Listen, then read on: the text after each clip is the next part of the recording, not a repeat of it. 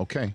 Our crack staff has turned around some sound bites from Bill Belichick. This was his opening statement being introduced as the head coach of the University of North Carolina football program. I can't believe it. But this is how he took to the podium and introduced himself, I guess. I always wanted to coach in football, coaching college football. And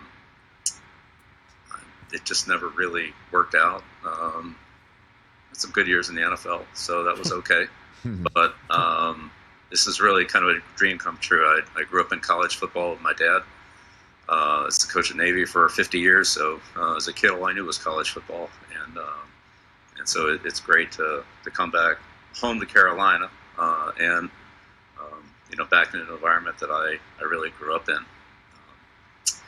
When you're little, you don't remember everything. Obviously, I was too young to remember a lot of things from Carolina. But as I grew up, you hear the same story over and over and over and over again. And so one story I always heard was Billy's first words were, "Beat Duke." Excited to be here, excited to be in college football, excited for the opportunity to build and develop young student athletes, young men, and prepare them for their life, either in the NFL or professionally. But the lessons they learn will be professional lessons. They'll be pros in all areas, and that's what we want to develop, as well as having a winning program, successful program. But we want to develop good people and good kids and good football players. All right, there you go. Great tie. First of all, going out with delivering the red meat. Oh yeah, beat Duke. Right. Yep. Well, at least I don't know. We'll find out if he shows up at a Carolina basketball game and starts talking to the fans in a Southern accent to see if he's really going to go down that road. But Rich, I was not to interrupt. I was listening to this press conference. I got a few things. He said something really funny. Okay. That's very Bill.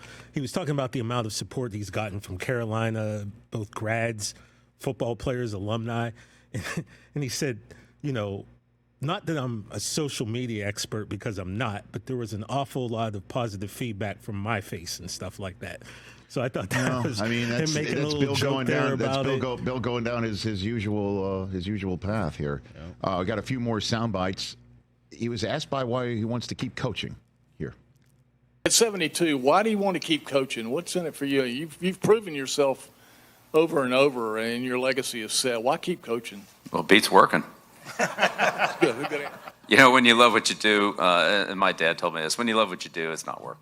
I love what I do. I love coaching. I love the interaction with the players. I love building a team, working with the assistants, game planning, the game itself, which, there's some good ones, there's some bad ones, but they're all learning experience, and working with, young kids who, with the energy, enthusiasm to want to be good, to want to be successful. It's great every day to wake up and come into that environment. Dude loves it. I've seen it. I believe it. Yeah, coach is coach, man. But it's not just that, though. This guy in particular. I saw it firsthand for all those years, and then I saw it firsthand on the set of the NFL 100 show, which I know I keep returning to, but that's the time I've been exposed to him the most. That he just loves it. He can't get enough of it. He cannot get enough of it. He just loves drilling down, and he loves the game planning. He loves the I think he loves the cerebral exercise. And we'll see if it works with the kids. He was asked if things worked out, would he go back to the NFL? We just had a caller a few minutes ago say he's going to stay for a couple of years and then go back to the pros. I thought that's far-fetched. This is his last job, I would think, but this is how he handled the question. Bill, what do you say to people that fear that if you do succeed here, that you might leave for the NFL again in a year or two? Yeah, I didn't come here to leave. That's an applause line. There you go. Great one. I didn't come here to leave. He's got to build the program, man.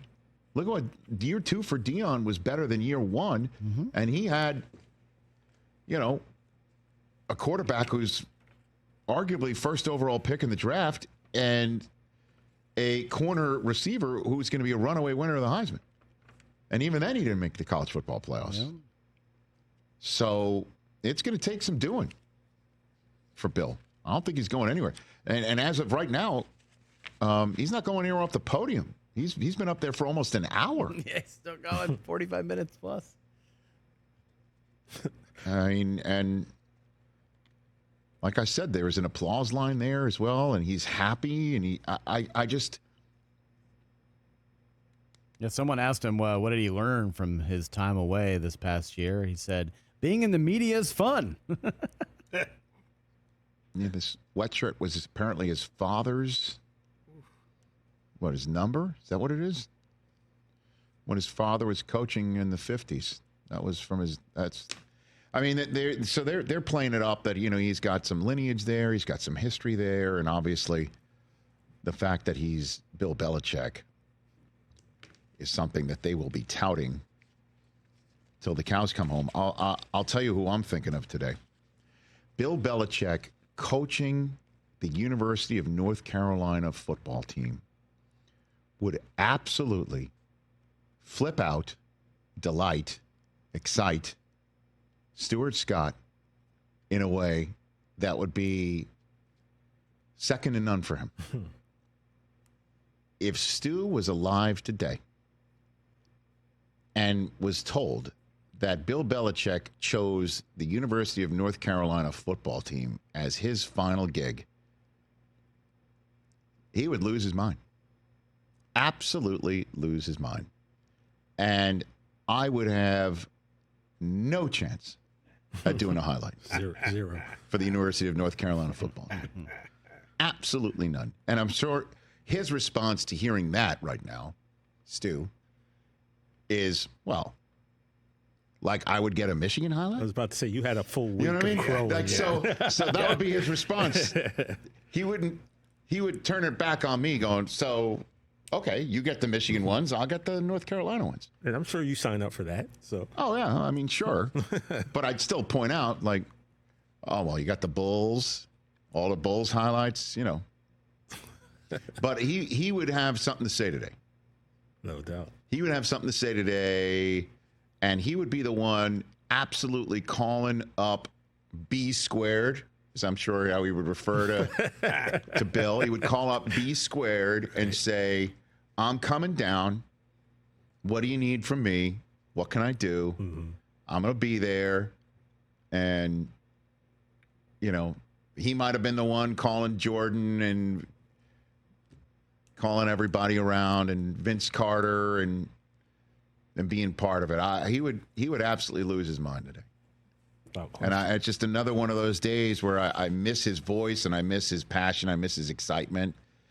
Until he starts talking too much about North Carolina, I'll be like, okay, enough. But it's the same way that you guys probably look at me talking about Michigan. But I wonder what Dean Smith would think about this. I mean, but that's too another way to play this up is you got Dean Smith coached basketball there, and now Bill Belichick is coaching football there. Oof, man. And you really can't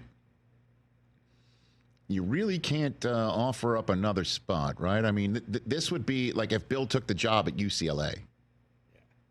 Yeah, that's... Okay, Wooden was here, and Bill was here. Yeah. I mean, so if Phil Jackson took a job in Alabama. You know what I mean? Like, that's... Like, I'm just trying to figure out what the analogy is, what the comparisons are. It's just really off the charts. And Andy Reid's got to go to Duke now. So I know it's cooler than the other side of the pillow in North Carolina today. Catch the Rich Eisen Show every single day on the Roku Channel, 12 to 3 Eastern, for free.